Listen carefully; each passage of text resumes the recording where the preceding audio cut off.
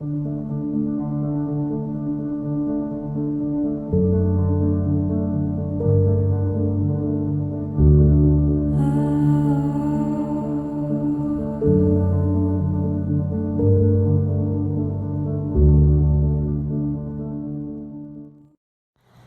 à tous et à toutes. Aujourd'hui, je profite de l'absence totale de vent sur la plage pour effectuer une vidéo, une dernière vidéo ici en Haute-Gaspésie. Je suis désolée, il y a quand même la route qui est pas très loin, donc un certain trafic qui passe. J'espère que vous m'entendrez bien quand même. Voilà. Ça fait quelques jours que j'ai pas fait de vidéo parce que voilà, je vivais quand même beaucoup de choses. J'avais besoin de savoir où je m'en allais. Donc voilà, en fait, ce qui se passe, c'est que je vais quitter la Haute-Gaspésie plus tôt que prévu. J'étais supposée y rester jusqu'au 1er octobre. Et finalement, voilà, nous sommes présentement le 9 août. Et je vais quitter après-demain la Haute-Gaspésie pour retourner à Montréal dans mon studio. Voilà, pour ceux qui se demandent voilà, quelle est la raison de ce départ, je pars pas en conflit ni quoi que ce soit avec les gens chez qui j'habitais. C'est correct, tout est correct. Toutefois, j'ai pris conscience de plusieurs choses. Ça a été une expérience qui est extrêmement riche, sur tous les plans. Ça m'a permis de prendre conscience de plusieurs choses. La première étant que ces histoires de mini-maison et de vouloir désespérément trouver un lieu ou construire une mini-maison ou acheter un lieu était en fait une espèce d'obsession que je traînais depuis des années parce que étant toute petite, n'ayant pu avoir de lieu stable avec mes parents vu qu'on voyageait tout le temps j'étais fille de coopérants, j'avais un peu accumulé, si on veut, cette espèce d'obsession d'avoir un lieu à moi. Et puis j'avais transposé ça sur l'extérieur en pensant que avoir un lieu à soi, c'est ce qui nous rendait heureux. Alors que j'écoute beaucoup je lis et j'écoute beaucoup les audios de Eckhart Tolle qui travaille beaucoup sur la question du moment présent et de la présence à soi et à la vie donc. Et qu'il nous rappelle continuellement qu'en fait, c'est pas par l'extérieur qu'on se complète, c'est pas par l'extérieur qu'on trouve ce qui est bon pour nous.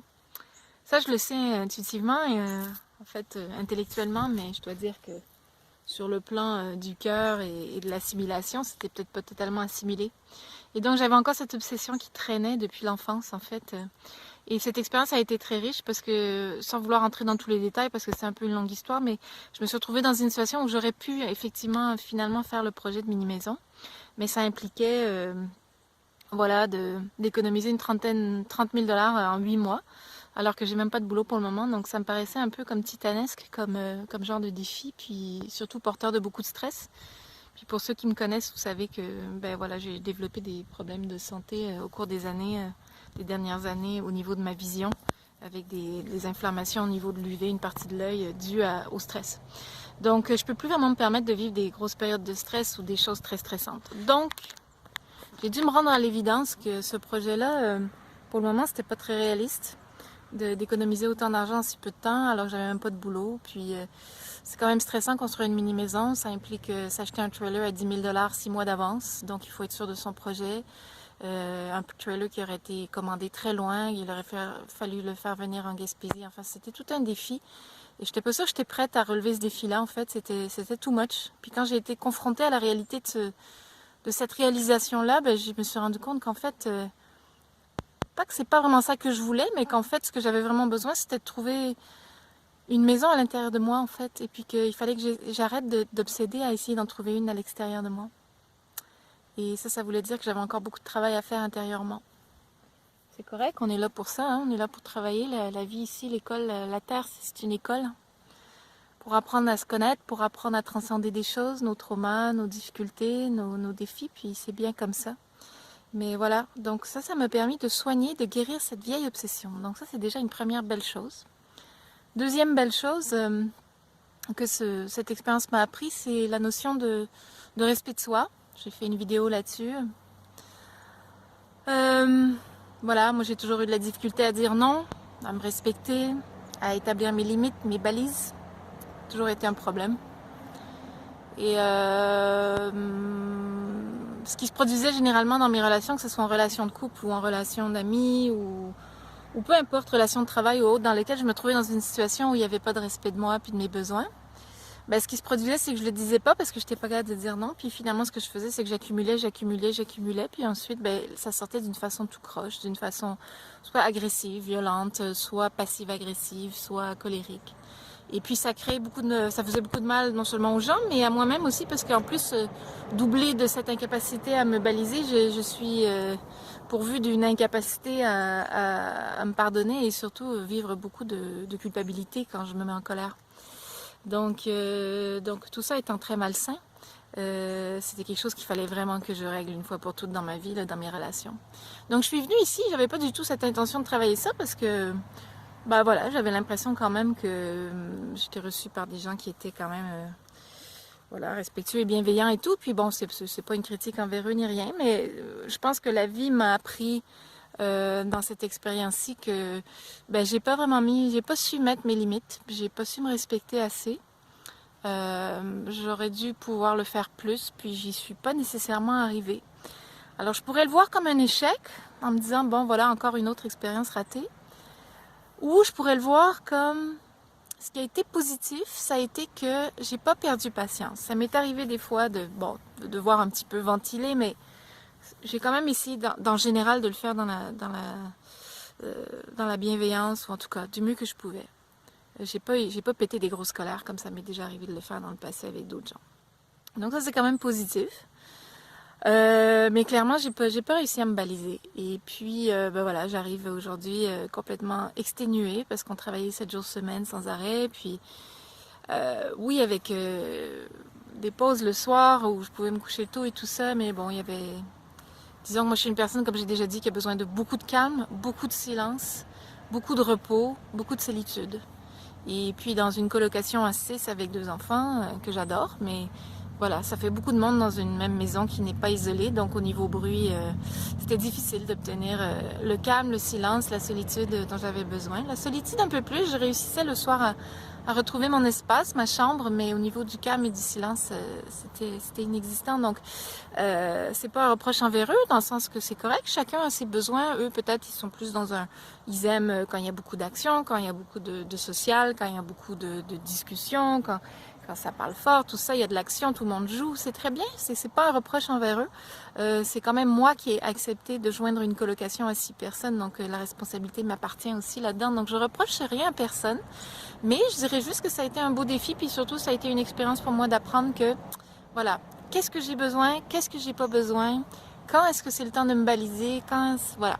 En fait, ça a été un peu une mise au point de tout ça, cette expérience-là. Une expérience très intense, avec des beaux moments aussi, avec des beaux moments, des gens qui ont des belles qualités, puis tout ça, mais voilà, j'ai dû relever des défis.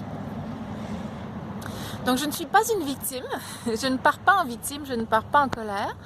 Je me dis simplement que là, il était temps maintenant que j'arrête de me marcher dessus dans mes besoins, dans mes limites. Et puis, j'ai décidé donc de mettre fin à cette colocation, puis de retourner sur Montréal d'ici 2 jours. Donc, je pense qu'il y a eu un peu un étonnement de leur part. En même temps, pas entièrement, parce que je pense qu'ils voyaient aussi que je m'épuisais, puis que j'avais besoin de beaucoup de calme, puis que je semblais pas réussir à le trouver. Donc, voilà. Fait que je vais quitter la Haute-Gaspésie, pas du tout en colère, pas du tout en conflit avec les gens chez qui j'habitais, mais remplie d'expériences, remplie de prises de conscience importantes, de défis relevés, de belles choses. Donc en fait, pour moi, c'est pas un échec, c'est une réussite d'avoir pris conscience de choses. Puis je repars, voilà, riche de cette expérience-là et avec, j'avoue, la hâte de me retrouver dans mon 1,5 à Verdun, près du fleuve, un fleuve qui sera beaucoup plus mince que cette mer là, élargie, ce golfe. Mais voilà, ça sera quand même mon petit nid. Puis il y a la forêt aussi au parc Angrignon que j'aime beaucoup, qui est un endroit agréable avec des bassins d'eau, des hérons, des arbres, des écureuils. Donc je ne vais pas non plus être complètement retirée de la nature que j'aime tellement. Mais voilà, ça va être un peu une autre expérience que la Haute-Gaspésie qui est plus sauvage. Mais voilà, j'ai besoin de me retrouver et surtout, là, j'ai besoin de 1 mois et demi jusqu'au 1er octobre. J'ai averti toute ma famille, mes amis, mes connaissances que jusqu'au 1er octobre, au moins, si c'est pas plus, je vais vraiment avoir besoin de me retirer dans le calme, dans le silence, pas besoin de... Je ne veux pas rechercher de contacts sociaux, ni de contacts écrits ou autres, parce que j'ai vraiment besoin de me ressourcer, de me reconstruire, de me rebâtir, de prendre soin de moi, de dormir, d'y aller à mon rythme, de faire ce qui est bon pour moi, pour voilà, reprendre ma santé, puis reprendre un peu les choses en main, parce que je suis dans une situation un peu transitionnelle, comme certains le savent. Je sais pas où je m'en vais sur le plan professionnel, je sais pas où je m'en vais dans ma vie en général. Je suis peut-être un peu en crise de début, fin quarantaine, donc voilà, c'est peut-être normal. Mais je suis incapable de prendre des décisions présentement. Je suis incapable de prendre des décisions fixes. J'ai aucun travail qui m'attire. Tout me dégoûte, tout m'endort, tout m'épuise. Juste d'y penser, ça m'épuise. J'ai envie d'aller me coucher. Fait que je pense qu'il y a un peu de déprime, puis il y a surtout aussi un peu d'épuisement.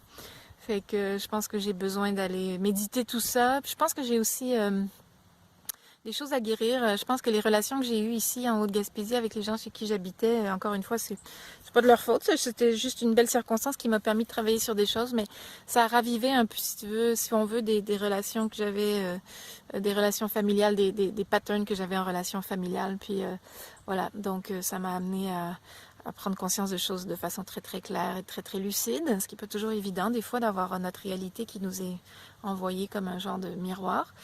Fait que ce qui est positif là-dedans, c'est que ça me donne l'occasion de travailler en solo maintenant sur ces choses-là, je veux pas dire ces traumas, mais en tout cas sur ces défis-là, sur ces expériences difficiles du passé, puis de guérir ça une fois pour toutes, puis de retrouver ma souveraineté, ma force, ma liberté, ma confiance en moi qui a été complètement écrabouillée il y a 12 ans dans une expérience personnelle dont j'ai pas nécessairement envie de parler, mais en tout cas, ça fait 12 ans que je vis vraiment des gros défis au niveau de me reconstruire mon image de moi, puis ma confiance en moi qui avait vraiment été shattered, comme on dit en anglais.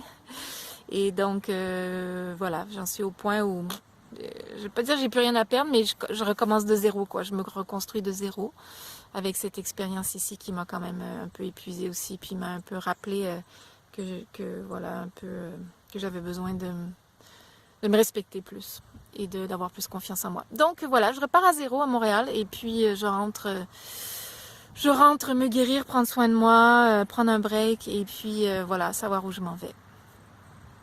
Alors je repars avec des beaux souvenirs, des belles images, des belles photos, des beaux vidéos, des belles relations humaines, des beaux échanges, découvert une région magnifique, autant sur le plan du paysage, des lieux que sur des gens magnifiques que j'ai rencontrés aussi ici pendant mon séjour, puis des beaux souvenirs, des belles personnes.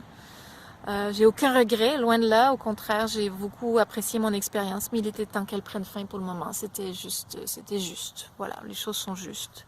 Il n'y a pas de souci, il n'y a pas de problème, mais c'était c'était le temps que ça finisse là. Fait que les choses sont pour le mieux finalement. Je pense que tout ça, c'est sain, c'est positif. Et puis, je me réjouis de retrouver ma gang en ligne. J'ai un groupe très proche, de gens très proches qui ont des valeurs similaires aux miennes que j'ai découvert il y a 1 an.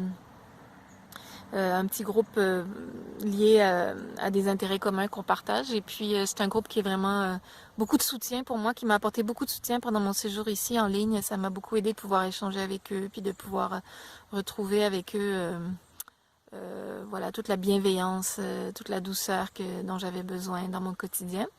Alors, je me réjouis de pouvoir retrouver ces gens-là, même s'ils sont un peu éparpillés à travers le monde. Ça va quand même être le plaisir de pouvoir avoir le temps en fait de communiquer avec eux, parce que ce qui se passait, c'est que j'étais tellement occupée ici en Haute-Gaspésie que quand arrivait la fin de ma journée, c'est-à-dire vers 3-4 heures, j'étais tellement épuisée que, autant physiquement mais aussi psychiquement, que j'avais pas l'énergie ni d'écrire ni de communiquer avec mes amis, ou en fait très peu. J'arrivais juste à survivre et voilà, attraper quelques messages au vol, à répondre à quelques messages au vol, mais vraiment épuisée. Donc, je me réjouis de voir ces gens-là. Puis, je me suis rendu compte aussi, assez étonnamment, je m'y attendais pas parce que j'étais partie de Montréal avec, je sais pas quel mot utiliser, mais un certain deuil à faire par rapport à beaucoup de membres de ma famille. J'ai vécu beaucoup de déceptions, beaucoup de tristesse, beaucoup de tristesse, un sentiment de rejet aussi par rapport à certaines dynamiques familiales. Je parle pas juste parentale, mais ma famille plus élargie aussi. Puis, j'ai pas envie de rentrer là-dedans parce que ça reste quand même personnel, mais tout ça pour dire que voilà, ça m'a permis de guérir ça un petit peu aussi. Puis, je m'attendais pas finalement à m'ennuyer de ma famille parce qu'en fait, je m'attendais à venir m'installer en Gaspésie ici, puis me dire bon ben voilà, de toute façon ma famille, j'avais peut-être plus les mêmes, on était peut-être plus sur la même longueur d'onde et tout ça. Puis je me suis rendu compte finalement en m'éloignant d'eux que ben voilà, il y avait quand même des gens de qui je m'ennuyais, puis des gens que ça me faisait vraiment, ça me faisait souffrir de savoir que peut-être je les verrais plus si j'allais m'installer ailleurs. Fait qu'ils m'ont manqué. Ça m'a fait la même chose quand je suis partie en Europe en 2018 pour mon très long voyage. Je pensais aller m'installer à Berlin, finalement ça s'est pas fait. Puis c'était la même chose, je me suis rendu compte qu'il y a quelques membres de ma famille qui me manquaient beaucoup. Fait que je vais tenter quand je vais retourner à Montréal, à part pour cette période-là ou de retrait pour me reposer puis me ressourcer, j'aimerais pouvoir reprendre un peu contact avec ces gens-là, puis voilà, avoir un peu une vie sociale. Parce que ce qui s'est passé aussi ici, c'est que j'avais pas d'auto, hein, donc moi je vivais juste ici dans la maison, puis ma seule opportunité de sortir de la maison, c'était pour aller faire des courses quand la famille m'amenait avec eux à Sainte-Anne ou ailleurs pour aller faire des courses, l'épicerie, mais voilà, j'avais pas vraiment de vie sociale à moi, puis j'avais pas d'auto, donc c'est quand on est en région, pas d'auto, on se sent quand même un peu isolé. Bon, ça me convenait d'un certain côté parce que je suis pas, un, hyper sociable, et deux, parce qu'en fait, tout le temps que je passais pas à travailler, je voulais le passer sur la plage à profiter de la mer. Ce qui était très bien, mais je me suis rendu compte que ça m'a quand même isolée parce que ben, je vivais des gros défis puis je pouvais pas vraiment en parler à d'autres gens. Fait que ça m'a fait m'ennuyer quand même de certaines personnes de ma famille. Fait que voilà, donc je pense à eux, puis je me réjouis aussi de les retrouver. Puis il y a des choses dont je me réjouis de retrouver à Montréal. Les fruits exotiques me manquent affreusement, de pouvoir me faire des smoothies avec des ananas, des oranges, des papayes et des trucs qu'on trouve assez quand même difficilement ici ou à très haut prix. Donc c'est tous des petits détails comme ça qui me rendent heureuse de revenir à Montréal aussi. Mais je sais aussi que la mer va me manquer beaucoup, puis la nature, les animaux, ça aussi ça va me manquer ici. Donc voilà, tout lieu a ses bons et ses moins bons côtés. Puis comme me rappelle toujours Eckhart Tolle, ben, en fait c'est à l'intérieur de nous que se trouve notre paradis, notre île intérieure remplie de bienveillance et de douceur et de calme et de beauté, de solitude, de tout ce qu'on a besoin. Alors c'est en moi qu'il faut que je trouve ça. Donc c'est pas parce que je retourne à Montréal que je me fais l'illusion que je vais retrouver le paradis là-bas. Je connais mes défis là-bas. Donc ça va être la même chose qu'ici, c'est-à-dire c'est juste que là-bas je vais avoir l'opportunité d'avoir quand même un espace physique et psychologique où je peux me recentrer, me ressourcer, puis me décider sur ce que je veux faire. Fait que voilà, là, ça va être surtout un travail intérieur. Je dirais que ma priorité va être axée vraiment sur un travail de pleine conscience, mais vraiment actif, à temps plein cette fois-ci. J'en fais vraiment une priorité. Et puis aussi un travail sur un travail de psychologie, un travail de recherche intérieure, de guérison, d'écriture par rapport à des traumas du passé, par rapport à des souffrances du passé, peut-être des deuils qui n'ont pas été faits, des choses difficiles qui n'ont pas été faites. Fait que j'ai besoin de guérir ça pour pouvoir enfin tourner la page dans ma vie, puis pouvoir voilà, aller de l'avant, trouver enfin peut-être un travail ou une occupation qui m'apporte un revenu et qui me fait plaisir et que j'ai du plaisir à faire, dans laquelle je me sens bien. Parce que à date, dans ma vie, depuis l'âge de 16 ans que j'ai travaillé, j'ai jamais eu un emploi que j'ai jamais aimé. Jamais j'ai aimé mes emplois. Aucun. J'ai toujours été extrêmement malheureuse dans tous mes emplois. Alors, est-ce que c'était parce que j'étais malheureuse à l'intérieur de moi? C'est sûrement aussi. Mais aussi parce que je faisais des emplois qui ne me convenaient pas ou qui me remplissaient pas ou qui m'apportaient pas ce que j'avais besoin. Donc, ça serait important pour moi maintenant de trouver quelque chose qui me convient. Et puis, voilà. Aussi sur le plan personnel, au niveau de mes relations humaines, de faire, voilà. J'ai déjà fait un très gros tri dans mes relations humaines parce que je me suis rendu compte qu'il y avait beaucoup de gens avec qui ça marchait plus parce que la bienveillance n'était pas là, le soin, le respect n'était pas là, donc j'avais plus envie de ça. Puis, des gens avec qui aussi je n'avais plus vraiment de points communs sur le plan des valeurs, qu'elles soient spirituelles ou autres. Donc, j'étais rendue ailleurs. Donc, il me reste un petit cercle à Montréal, mais c'est un cercle suffisant parce que j'ai pas besoin de beaucoup de rapports sociaux, puis ça sera suffisant pour, voilà, pour échanger puis s'offrir mutuellement des bonnes choses. Fait que je vais vous laisser là-dessus, c'est une longue vidéo, juste pour vous dire que voilà, je vais être de retour à Montréal. Et puis voilà, je vais faire plus de vidéos à Montréal aussi, pas tout de suite, là j'ai avoir besoin de me ressourcer, mais quand je vais avoir retrouvé du mieux, j'aimerais ça faire plus de vidéos sur des recettes, sur comment faire du savon, comment faire voilà telle recette, vous amener au bord du fleuve avec moi, partager des réflexions, partager des choses. Et puis partager des créations, si je vais peut-être me remettre au papier, au collage de papier japonais, je sais pas encore. Fait que ça serait ça mes intentions, mais on va voir. Fait que je vous embrasse bien fort, prenez bien soin de vous. C'est mon dernier vidéo ici en Haute-Gaspésie. Et puis je me réjouis de vous retrouver dans d'autres circonstances, dans d'autres lieux. Et puis pour continuer nos échanges et puis nos partages. Voilà, je vous embrasse. Prenez soin de vous. Bye.